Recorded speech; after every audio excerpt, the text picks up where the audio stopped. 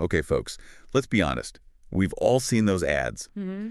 The ones for financial products that sound way too good to be true. Definitely. Like, come on. Is there really a way to get those kinds of returns without taking on a ton of risk? Right. So today, Yeah. we're diving into a book excerpt Okay. that talks about one of these kind of unbelievable sounding products. Sounds good. And we'll see if we can separate the facts from the fiction. I'm in. All right, so right off the bat, Mm. this product claims to offer 7 key benefits. Okay, let's hear them. And I got to say, even I'm a little intrigued.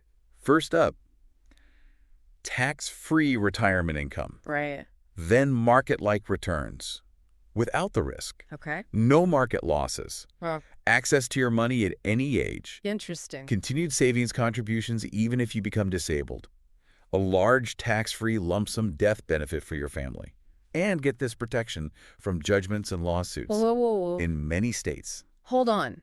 That's a lot to unpack. Right. So starting with that tax-free retirement income, that's not necessarily a fantasy. Right. There are actually legitimate financial vehicles out there, like Roth IRAs and certain types of annuities, that offer some pretty sweet tax advantages. So it's not totally out of the realm of possibility. Exactly. But what about those market-like returns without the risk? Yeah. I mean, how can you have both? That's where it gets a bit more complicated. You got to look under the hood and see how these guarantees are actually structured. Okay. Some products might use fixed income investments or hedging strategies to kind of try and smooth out those market swings. So basically, they're trying to minimize the risk, Exactly. but there's got to be some sort of trade-off. Well, there always is. You might see potentially lower returns compared to if you were just fully invested in the market. That makes sense. And that's why it's crucial to do your due diligence. If you're really considering a product like this, don't just take their word for it. Dig deeper. What kind of investments are they using? What are the fees? Right. Those can really eat into your returns. Absolutely. And what happens if you need to get your money out early?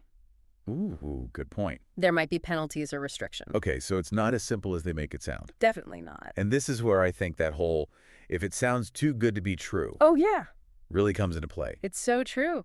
The book actually tells a story about someone who was presented with this product. Yeah. And their immediate reaction wasn't even, is this legitimate? It was, how much can I invest? Wow. And how soon can I start? It's like that instant gratification thing. Right. We want that easy solution, especially when it comes to money. And that can really cloud our judgment. For sure. So I guess what I'm hearing is, it's not necessarily about avoiding these types of products altogether, Not necessarily. but it's more about approaching them with a healthy dose of skepticism, Exactly. doing your research, and really understanding what you're getting into. Couldn't have said it better myself. So let's say you came across a product like this.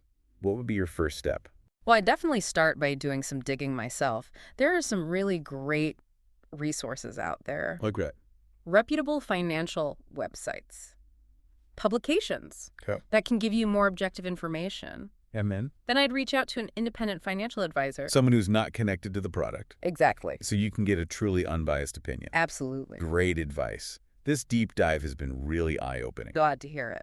It's a good reminder that when it comes to finances, you can never be too careful.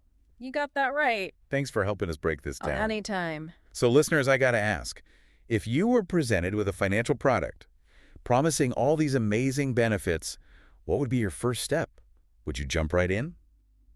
Or would you take a step back and do some digging? Food for thought. That's all the time we have for this deep dive, but the conversation doesn't have to end here. Keep those questions coming. And we'll see you next time.